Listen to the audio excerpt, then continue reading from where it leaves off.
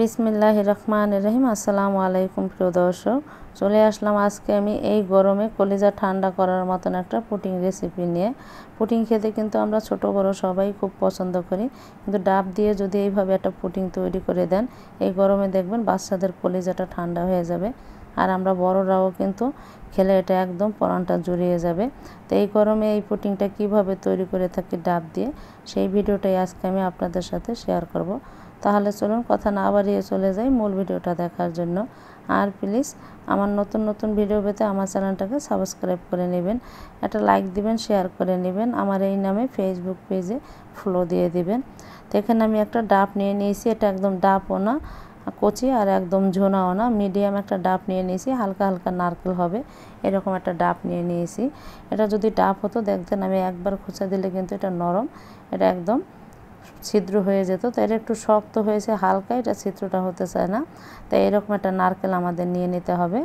তা যাদের গ্রামে বাড়ি তারা কিন্তু গ্রামে কিন্তু প্রচুর পরিমাণে নারকেল গাছ আছে সবারই, সেখান থেকে নারকেল পেড়ে ডাব পেড়ে সেই ডাব দিয়ে কিন্তু এইভাবে করে নিতে পারেন।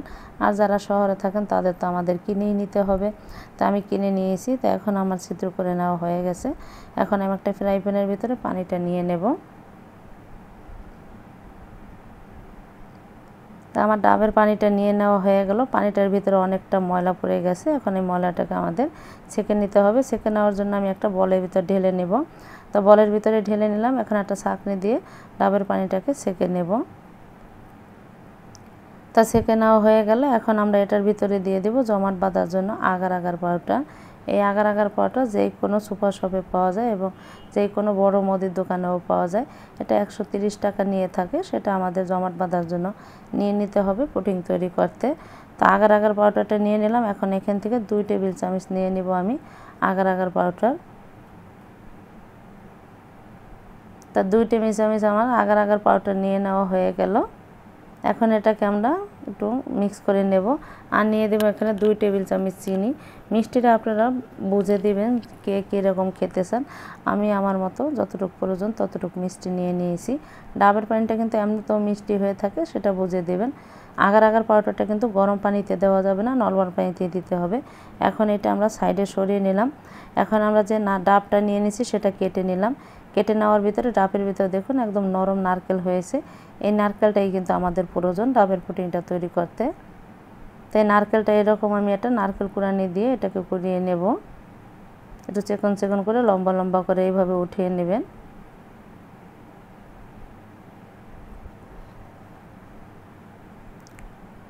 তা আমি একইভাবে দুটোটা নারকেলের পিস থেকে উঠিয়ে নিয়েছি। আমি চিকন অংশ দিয়ে উঠিয়ে নিয়েছি, আবার মোটা অংশটা দিয়ে ওইভাবে উঠিয়ে নিয়েছি। মোটা সাইড দিয়ে উঠিয়ে নিয়েছি, চিকন সাইড দিয়ে উঠিয়ে নেওয়ার পর এরকম হয়েছে। এখন আমরা চলে যাব চুলায়। সেই ডাবের পানিটা বসিয়ে দিলাম। এখন চুলার জালটা অন করে নিলাম। এখন আমরা এটাকে বলক করে 2 থেকে 3 মিনিট জাল করে তারপর এটাকে নামিয়ে নেব। এটা কিন্তু ঘন করার প্রয়োজন নেই, এটা ঘন হলেও পাতলা থাকবে, পাতলা হলেও সেটা পাতলাই থাকবে। এটাকে নামিয়ে নেওয়ার পরে তারপরে এটা ঠান্ডা হয়ে গেলে এটা জমাট বেঁধে যাবে। তাই এটাকে 3 থেকে 4 মিনিট আমাদের জাল করে নিতে হবে, এর বেশি আমাদের জাল করা লাগবে না কিন্তু। তা আমার এটা কিন্তু বলক এসে গেছে, বলক আসলে কিন্তু এরকম ফেনার মতো হয়ে যায়। তাই চুলার জালটা আমি একটু কমিয়ে দিলাম, কমিয়ে দিয়ে এটাকে আরও 1 মিনিটের মতো জাল করে তারপর নামিয়ে নেব।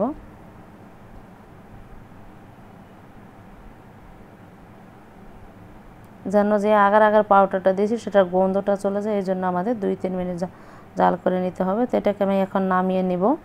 নামিয়ে নেওয়ার পরে আমি এটাকে সেট করার জন্য একটা স্টিলের বল নিয়ে নিয়েছি, সেটার ভিতরে ঢেলে নিলাম আমি ডাবের পানিগুলো দেওয়ার পরে এই গরম অবস্থায় আমাদের এই নারকেল কোড়ানোগুলো দিয়ে দিতে হবে।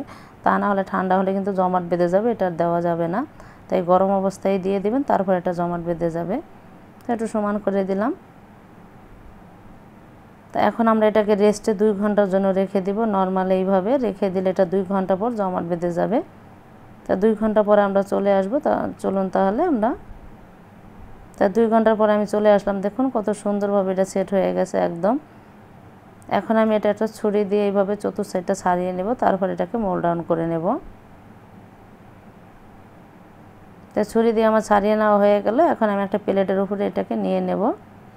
তো তা নিয়ে নিলেও এটা কিন্তু নিচের সাইডটা ডাব দেখা যায়, নারকেলটা দেখা যায় না, তো আমি আরেকটা প্লেটের ভিতরে নিয়ে নিলাম। এখন কিন্তু নারকেলটা দেখা যায়, দেখুন। তো হয়ে গেল আমাদের ডাবের পুডিং তৈরি করে দেওয়া নারকেল দিয়ে। তো এখন আমি এটাকে একটু কেটে আপনাদের একটু দেখিয়ে দিই যে ভিতরটা কত সুন্দর হয়েছে। আর নারকেলটা যদি শক্ত হতো তাহলে ছুরি দিয়ে কাটতে গেলে কিন্তু পুডিংটা ভেঙে যেত, নারকেল কাটতো না। তাই একটু নরম থাকলে সেই ডাবটাই আমাদের নিয়ে নিতে হবে। তো আমার এটা উঠানো যেতেছে না, তো আমি পুরোটা একবার কেটে তারপরে উঠিয়ে আপনাদের একটু দেখিয়ে দিই যে এই পুডিংটা কতটা লোভনীয় হয়েছে। আর এটা খেতে যে কতটা মজা সেটা আপনারা বাসায় তৈরি না করলে বুঝতেই পারবেন না। আর বাচ্চাদের তো খুবই পছন্দ।